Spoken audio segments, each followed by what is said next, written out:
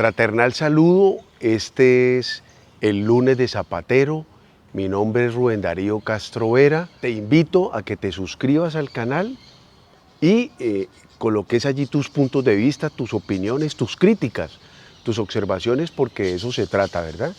Que podamos, digamos, interactuar. La idea es que esto no sea un monólogo, sino que podamos discutir, controvertir, retroalimentarnos. Para esta ocasión voy a hacer un análisis de dos momentos. Año 71, febrero del 71 en Cali, abril del 2021 en Cali.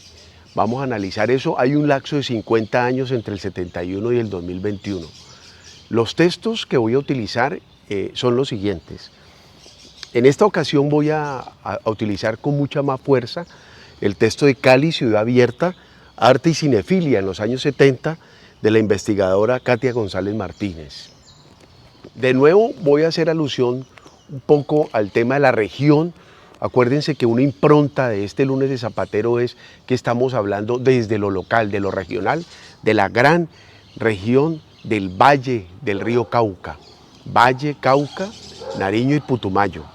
Y vamos a tener en cuenta un texto que se llama Pedagogías de la Reg-Existencias, Artistas Indígenas y Afrocolombianos de Adolfo Albana Chinte. Adolfo es un investigador vallecaucano, nació en Bugalagrande, es doctor y es profesor en la Universidad del Cauca. Ya teniendo los referentes bibliográficos que siempre he hecho énfasis en que son de acá, del valle, de la región, entonces, primero, elementos comunes de esas dos coyunturas. ¿Quiénes son los actores principales? Los actores principales son los jóvenes y las jóvenes. En el 71, ese 26 de febrero, que es cuando asesinan a Edgar Jalisco, un estudiante de Ingeniería Química en la Universidad del Valle, digamos que ese es como el día, ¿no? Pero allí hay unos hechos que lo anteceden, que lo preceden y que después también van a tener implicaciones. De nuevo, tanto en lo local, regional, como a nivel nacional. Es decir, Cali generando dinámica y referentes en términos políticos, en términos culturales. Sí, eso es un elemento, digamos, que vuelvo, reitero, queremos anotar. Es la región leyendo lo nacional, ¿verdad? Entonces, en lo de abril 21, después de 50 años, son los mismos jóvenes. Y las jóvenes quienes irrumpen, quienes dinamizan, quienes jalan, quienes rompen también. Entonces, ese es un elemento común. Otro elemento común, ese 26 y el mismo 28, a las 2 de la tarde, Pastrana, que era el presidente en el 70, y Jorge Iván Ospina Gómez, alcalde de Cali en el 2021, declaran toque de queda, ¿verdad? Como una medida para paliar la situación, pero no envían ningún mensaje de diálogo inmediato. También es un elemento de coincidencia de los dos. Digamos que los jóvenes y las jóvenes del año 71 están muy ligados al movimiento estudiantil de secundaria, universitario, pero también a las luchas sindicales, a las luchas de los sectores populares, y en esa década Cali tenía una lucha por el tema de la tierra, ¿verdad? Habían recuperaciones de tierra para desarrollar proyectos de vivienda. Estos jóvenes, según Alberto Tejada, periodista del Canal 2, plantea que son los jóvenes ni trabajan ni estudian, pero tienen esa característica, no tienen organización política, no hacen parte de estructuras organizativas, están, digamos, sueltos y se encuentran y son los que empiezan a jalar. Encontrado estos dos elementos de los jóvenes, los contextos, las organizaciones políticas, el toque de queda, vamos a referenciar muy brevemente la década del 70, Revolución Cubana, invasión del imperialismo a Vietnam, mayo del 68, Tlatelolco, luchas anticoloniales en el mundo, ¿verdad? El tema de Argel con Francia y otras luchas también en África. ¿Qué ocurre? En esa década del 70 hay un debate político, prosoviéticos muy ligados al tema de Stalin, prochinos, Mao, trotskistas, a Trotsky, y hay una dinámica política de fuerzas de izquierda muy fuerte, hay un movimiento a nivel mundial del debate, ¿verdad? Y eso, digamos, influencia ese movimiento estudiantil y esa dinámica política de luchas sindicales, campesinas, que se están generando. Voy a hacer mención que en el 70 el abuelo de Germán Vargas Lleras, que se llamaba Carlos Lleras Restrepo, con el papá de Andrés Pastrana, que fue presidente, y su papá era Misael Pastrana, se robaron las elecciones en el 70. Y eso genera una situación, digamos, que marca la historia de Colombia, el robo de las elecciones, porque eso inmediatamente coloca sobre el tapete el tema de la lucha armada, el tema de la violencia, como un medio, como una forma para llegar al fin, que es la toma del poder. Porque dice, no, aquí digamos, la clase dominante, los sectores dominantes no respetan el tema de la democracia. También en Cali, en esa época, en el 60, hay una lucha muy fuerte por el tema de la recuperación del suelo para desarrollar proyectos de vivienda. Vemos que hay un movimiento viviendista muy limitado, ¿no? Viviendista, después vamos a ver por qué lo digo limitado. Elementos que se van dando allí: el clientelismo, el nepotismo, la corrupción, lo privado contra lo público, la comodidad de muchos dirigentes, líderes y lideresas que optan y dicen, no, esto aquí no pasa nada, la corrupción existe siempre, esto es de siempre, entonces yo mejor me quedo en mi casa, en la comodidad. Y surgen los sectores emergentes, ligados a todo lo que significa en la década del 70 la marihuana, posteriormente la cocaína. Esos sectores surgen, van irrumpiendo. Elemento central, hay una cooptación del Estado. Hay una cooptación del Estado por estos elementos que anoté anteriormente, por esos fenómenos. Y eso desemboca en el neoliberalismo, en el 90, que irrumpe y es como el punto máximo. Lo público no sirve, lo que sirve es lo privado y por lo tanto lo público se coopta por lo privado. Pero realmente eso es mentira, ¿verdad? Lo privado es lo corrupto, es lo que genera, digamos, toda la deformación de lo público. En la década del 90, con la caída del muro de Berlín en el 89, en Colombia se generan unos procesos de dejación de armas por parte de la insurgencia. El M-19, el EPL, la gente de Renovación Socialista, un sector del ELN, el PRT, el Quintín Lame. Allí se replantea el tema de la democracia como una opción para la lucha política, digamos que se refrenda eso. Y ese proceso deja un hecho muy importante, que es la Constitución del 91, que es un acuerdo político que se expresa en una Carta Magna, ¿verdad? Con algunos vacíos, pero de todas maneras es importante. ¿Qué ocurre como balance allí? Se va generando un debilitamiento de lo público y adicionalmente con el tema de las políticas públicas desde el 60 en Estados Unidos, nosotros que todo lo importamos, surgen unos tecnócratas del Departamento Nacional de Planeación que hablan de los indicadores, de los verificadores, de las políticas públicas, pero ellos plantean que ellos como técnicos proponen, pero que es la clase política la que define. Entonces digamos que ellos son como los que se lavan las manos, pero hay gente que sabe mucho y allí hay una contradicción, ¿verdad? Porque vos no podés, digamos, dividir lo político y lo técnico, eso tiene que tener un amarre, ¿sí? Porque hoy las cifras, digamos, todos los indicadores que hay en términos de política pública, exclusión de pobreza, están crecidos. Entonces uno diría, ¿y para qué sirven esos tecnócratas? ¿No? Obviamente que cumplen un papel. Bueno, allí hay un desprecio por lo comunitario. La comunidad se vuelve como un objeto, ¿no?, de estudio. Hay como una mirada de que no, que la gente no conoce, no sabe, se desprecia ese saber de lo público. Y eso se expresa en tres cosas. El colonialismo es una mentalidad colonial de hacendados, de despreciar al otro, en el patriarcalismo y en el racismo. En el racismo voy a hacer alusión allí al tema de Manuel Zapata Olivella y Mayolo, que son claves, Mayolo con azúcar y Manuel Zapata con el libro Changó el Gran Putas. Digamos el patriarcalismo con una visión que tiene una socióloga boliviana, que ahora se me escapa, pero no es Silvia Rivera, que dice que el patriarcalismo es el que genera todas las plusvalías y el neoliberalismo y el capitalismo es que se apropia de todas esas plusvalías que son los trabajos que hacen las mujeres. Y en el colonialismo está el gran Frantz Fanon, el dirigente del Ejército de Liberación Argelina, que hace una crítica, o que nos genera una crítica a lo que es el eurocentrismo y a Estados Unidos como referentes desde el punto de vista epistemológico. Eso quiere decir que nosotros existíamos, no que nos descubrieron, no, nosotros existíamos.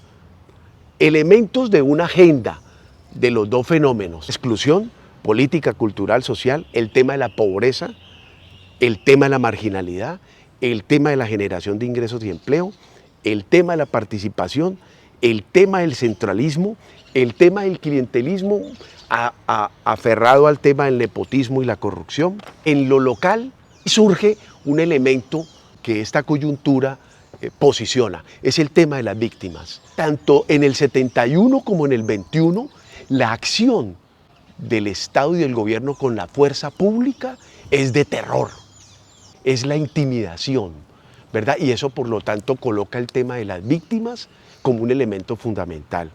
Aniquilamiento, 80 jóvenes asesinados, la política del aniquilamiento para dirimir las diferencias, la desaparición forzada, la intimidación y amenaza, la persecución con allanamientos, las heridas, muchos jóvenes sin ojos, hombres y mujeres, heridos por bala, violaciones, la brutalidad del sistema frente a las movilizaciones, frente a las protestas. Estudiantes versus policías, 8 muertos en Pedreas en el 71 y en Cali más de 30 muertos. Entonces persiste esa actitud y mirada colonial de no abrir espacios para el diálogo, sino de intimidar, de amenazar. En el 71 hubo una gran irrupción cultural en las artes, en el teatro, juega un papel especial Enrique Buenaventura, ahí también está pegado Santiago García, Pedro Alcántara, Ever Astudillo, Mayolo, Caicedo, Poncho, Paquico, todo ese combo, Hernando, y además muchas expresiones culturales. Y hoy, en el 21, encontramos que esos jóvenes y las jóvenes también irrumpen en el tema de lo cultural, de las artes, y crean ese gran monumento a la resistencia, que es un monumento concebido colectivamente. Aquí me quiero apoyar en el texto de Adolfo Albán para profundizar un poco en el significado del tema de lo blanco. Y en segundo lugar también me voy a apoyar en Edgar Vázquez Benítez para referenciar los elementos cognitivos de esta clase dirigente, que es lo que tenemos que romper. Entonces, eso nos lanza a una propuesta. ¿Cuáles serían los elementos de una propuesta? El tema de un diálogo interétnico y cultural aquí en el Valle, entre los que se creen blancos, ¿sí?, y la comunidad afro. El tema de las víctimas, verdad, justicia y reparación. El tema de la educación es un tema estratégico. El tema de la pobreza, propuesta de renta básica. El tema de la tierra para producción en términos de soberanía alimentaria y habitar el territorio, que es un término de Harold Martínez, el arquitecto de la Universidad del Valle. Ya no luchamos por la vivienda, sino por habitar el territorio. Es mucho más trascendental, tiene más potencia, más contenido. No es solamente tener una casa. La policía debe pasar al Ministerio de Gobierno, es una recomendación del CDH, pero 50 años también nos lo consolidan en términos de propuesta. En temas de materia fiscal, el tema de la reforma tributaria, que es un elemento como proyección de lo nacional. El tema de las regiones. Entonces aquí en el Valle del Cauca un papel especial juega Buga, Tuluá, todos esos municipios del centro del Valle que también se levantaron hablando desde lo local. Vamos a hacer referencia a unos sitios emblemáticos de esa década del 70 en Cali. Inicialmente al Teatro Experimental de Cali, fundado por el maestro Enrique Buenaventura, y que fue el precursor de la creación colectiva, que posteriormente también Santiago García están allí. En esa misma dirección, un reconocimiento a Ciudad Solar y a su papel que jugó desde el punto de vista cultural. Esta es Ciudad Solar, calle Sexta, número 551. En esta fotografía, que es del libro Cali, Ciudad Abierta, Arte y Cinefilia en los años 70, de Katia González Martínez, está esta fotografía donde está Hernando Guerrero. De la familia de Hernando Guerrero era esta casa, Paquico Ordóñez. Esta dama que es Dominica Tailexat, ¿sí?, Carlos Mayolo, y el hijo de José Cardona Hoyos, que se llama Javier Cardona. Javier Cardona, esta foto es tomada aquí. Esta ciudad solar se convierte en un espacio de dinámicas culturales, talleres de poesía, de escritura, exposiciones, serigrafías. Aquí expone Pedro Alcántara, expone Ever Astudillo. Hay una dinámica cultural y también tiene connotaciones políticas, porque Mayolo y Hernando en ese momento son miembros del Partido Comunista y entonces llevan el cine a los sectores populares, discuten las películas. Entonces esto se convierte en un referente muy importante en esa década del 70 y que se expresa de alguna manera en esa gran explosión que fue el 26 de febrero del 71, pero que no fue solamente el 26, sino que fue desde antes y se proyectó.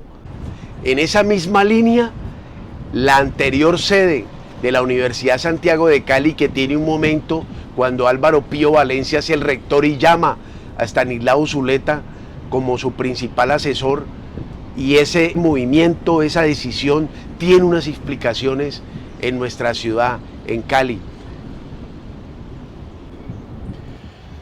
Con base en un texto del profesor Edgar Vázquez Benítez, les comparto lo que él denomina las características del espíritu hispánico de la época, para que sigamos un poco siempre teniendo en cuenta esos referentes, que son, estructurales, de memoria. Dice, primero, ánimo guerrero más que civil. Segundo, sentimiento de superioridad social. Tercero, discriminación por razones étnicas o por religiosas. Cuarto, subestimación del trabajo manual.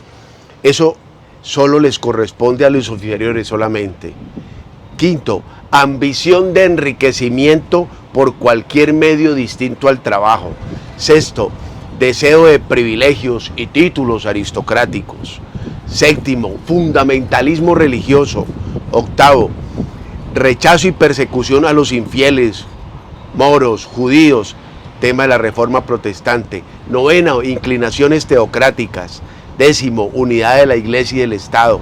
11, mandamientos divinos y mandamientos terrenales. Les comparto lo que les había hablado del investigador Adolfo Albana Chinte, nacido en Bugalagrande. Pedagogías de la reexistencia, artistas indígenas y afrocolombianos. Abro comillas. Hacer arte de acuerdo a los cánones hegemónicos cementa la unidireccionalidad de la información. No es una forma de crear, sino una forma más refinada y compleja de consumir. Cap Nixer es el autor. Y traigo a colación esta parte que fundamenta Adolfo. Dice, a partir de esa categorización en donde el color jugó un papel fundamental, se configuró todo un sistema de representación de esos otros pintados con el pincel del colono a imagen y semejanza de su retina, y de esta forma impidiendo o tratando al menos por todos los medios de impedir que ese otro pudiera representarse a sí mismo. En esta medida, la imagen del otro construida negó la posibilidad de configurar una mismidad del sujeto colonizado. A esto Fanon lo denominó imposibilidad ontológica, en tanto y en cuanto ese otro se apropiaba de la representación que de él hacía. Así las cosas, tiempo y representación se conjugaron para formar una potente ecuación casi indisoluble. Lo anterior a, y lo epidérmico cromatizado, indio, negro, sambo, mulato. Lo premoderno quedó caracterizado por todo lo no blanco, periférico en la paleta de la jerarquización, cuyo centro fue reservado para la pureza de sangre que precisaba de limpieza de cualquier traza de indio o de negro. La luz de lo blanco iluminó las tinieblas de esos otros colores bastardos, sucios, mezclados con los que estaban embadurnados estos seres despreciables, pero útiles para el sistema productivo de explotación impuesto. Cualquier parecido con el color gris de los murales es coincidencia. Para concluir este ejercicio de comparación entre lo del 71 y lo del 2021, unos elementos comunes. Primero, son los jóvenes y las jóvenes los protagonistas. Este 2021 eso con mucha más fuerza y potencia. Segundo, las reivindicaciones tienen que ver con la exclusión política, cultural, social, económica, ambiental, con el tema de la pobreza, con el tema de la marginalidad, con la ausencia de generación de ingresos y empleo, con canales de participación, también una crítica al clientelismo con su expresión del nepotismo y la corrupción. Y en esa medida hay, digamos, toda una propuesta desde lo local que se genera en las dos coyunturas, que se escala en lo regional, en el departamento del Valle, y que también se escala en lo nacional y se vuelve referente. Por lo tanto, espero que esta reflexión contribuya como un elemento para este debate, digamos, que nos ha convocado hoy en nuestra amada ciudad. El camino, según esa explosión de jóvenes en el 71, de movimiento estudiantil, de sectores campesinos, sectores sindicales, y de estos jóvenes del 21, es la solidaridad. Y por esa solidaridad invito a que este 20 de julio participemos en las marchas y protestas a las cuales tenemos derecho a movilizarnos como hombres y mujeres libres. Esto es cuestión de pan de bono. Muchas gracias.